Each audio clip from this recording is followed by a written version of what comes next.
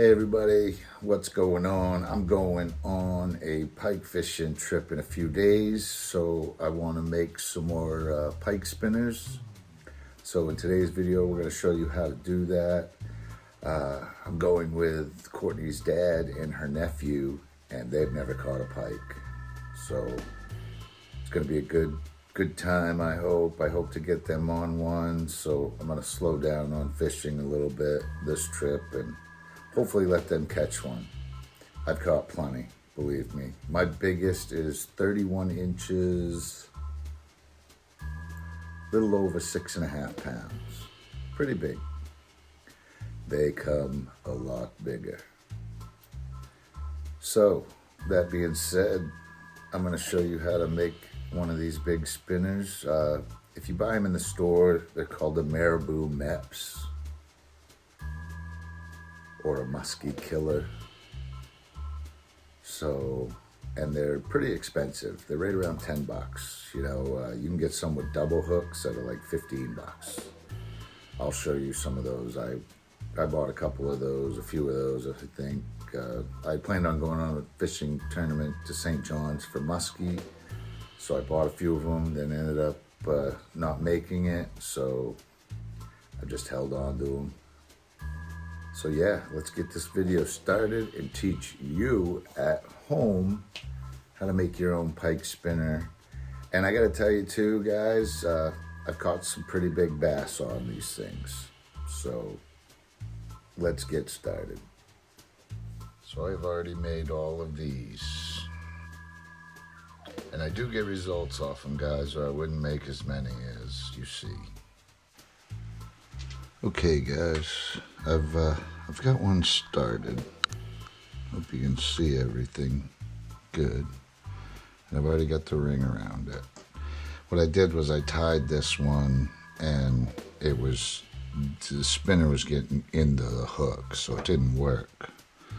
So, first thing you need, I just use welding wire. I do sand off all the copper, I guess you could call it, and make it silver. Then you need some braid, but thread will work. Real important, you can just use super glue, guys, just regular old super glue. You need a sinker.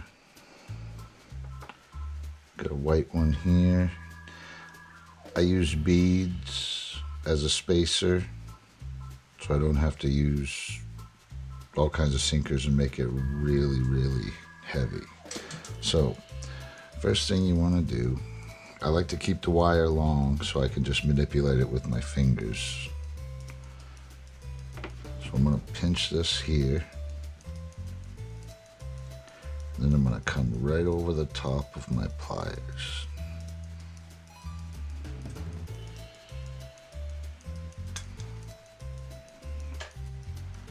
Okay, give that a little pinch, then pull this one down, pinch here, and pull down.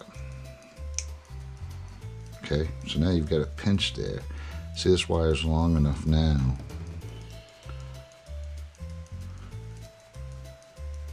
to where I can just loop it around.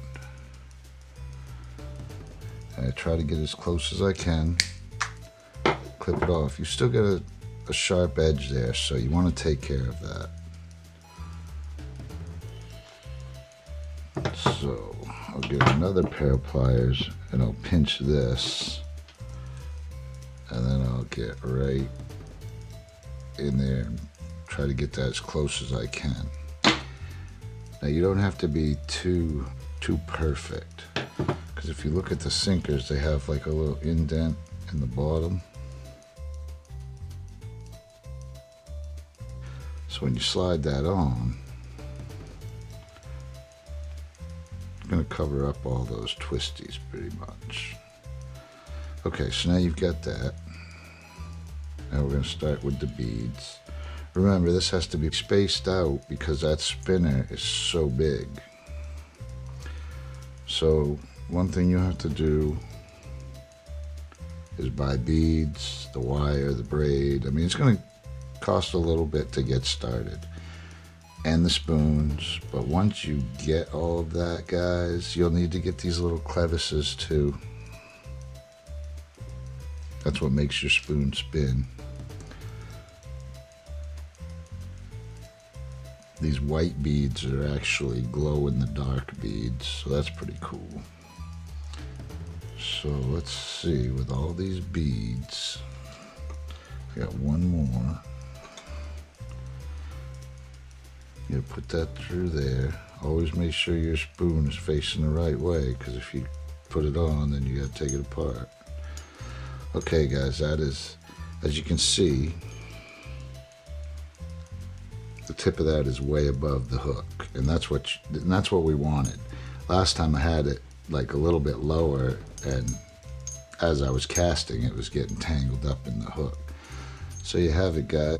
That's a pretty nice one. I like this one a lot. Okay, so now you do the same exact thing. I like to see how this one's aiming this way. I like to get this top one aiming out this way. So same idea, you want to leave a little bit of room in between the bead and your loop. So that one's facing towards me. I want to go away from me on this one. Like I said, got plenty of wire so I can twist it around very easily. So I twist that around there, get as close as I can.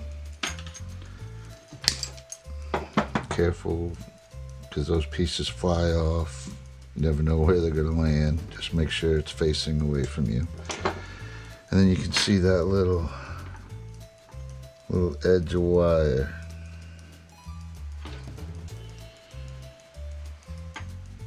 Right there. We want to get rid of that. So just twist it on in. And there you go, guys. Put that up on the wall, and boom. These three that are store-bought. There's $30 sitting right there on the wall. What do we got? 1, 2, 3, 4, 5, 6, 7, 8, 9, 10, 11. So now we're gonna get on to making one from the beginning. Adding the feathers, putting it all together. So let's get started on that one. Here we go with the feather part of things. So I've got my hook, got my braid. So this one I'm gonna go with orange, green, brown, and I'm gonna try to do a feather rat tail in the middle. So first thing, is get your braid or thread tied on.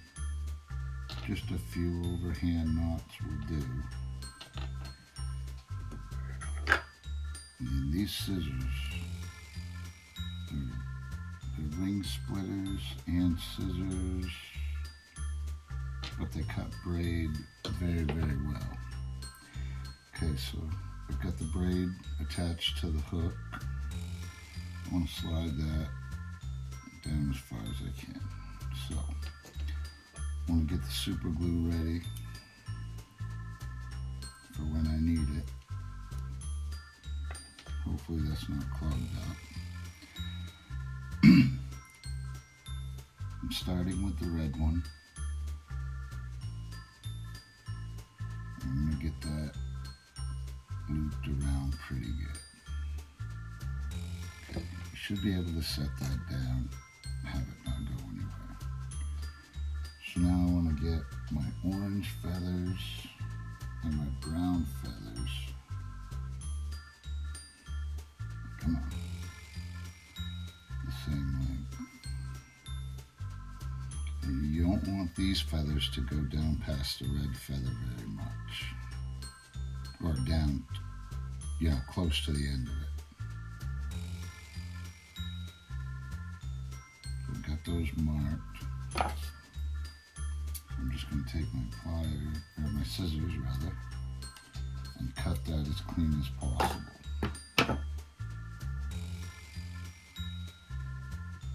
Okay. Put those on your hook.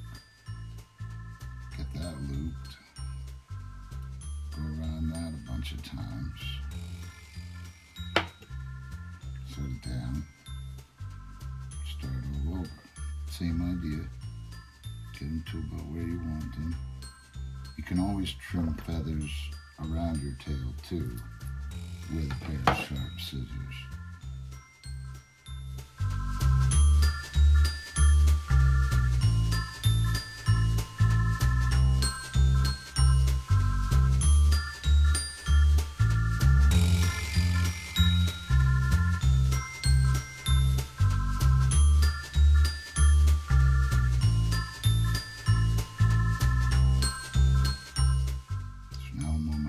Side.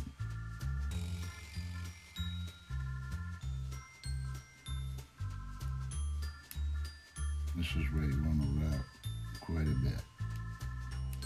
Remember to keep pulling. Okay, so now I've got all my feathers secured.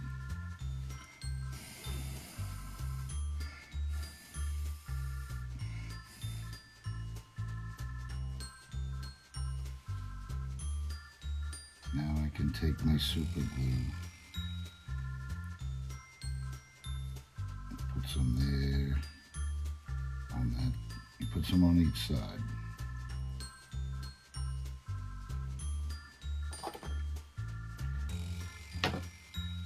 Make sure all your feathers are down, and now just keep on wrapping.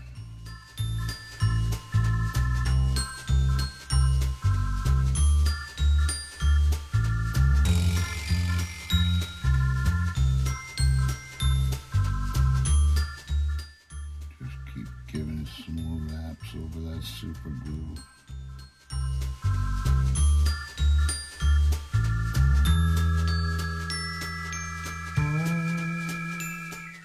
Leave yourself enough.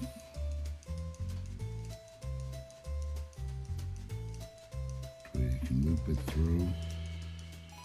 Give yourself a knot. I recommend doing that a couple of times. Get it good and tight.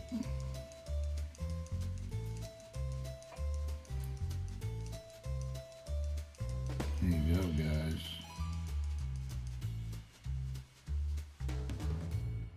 It's going to be a pretty nice one. But cut your excess string off. Pull any little tiny feathers out of there. That's all right. That looks real good.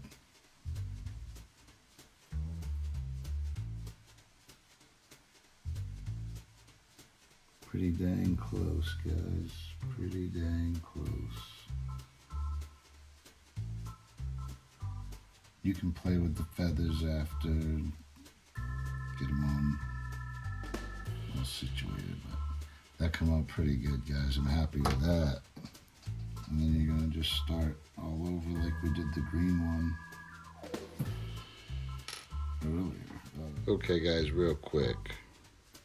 10, 20, 30, 40, 50. These are like 15. It's almost $100 on this shelf. 1, 2, 3, 4, 5, 6, 7, 8, 9, 10, 11, 12. And guys, I bet they're actually under $1 to make. There's the one I just got done making that's on this video. That come out really nice. So guys, make your own. Gives you pretty good enjoyment catching something with something you've made. So for an experiment now, I had a piece of sheet metal. I cut a spoon out, and I'm gonna make one with just a plastic spoon like you'd eat with. So tune in for the next video where we will be testing all of our homemade lures. I'm not even gonna take any of these with us. So Until next time, guys, be safe, have a good day, go fishing.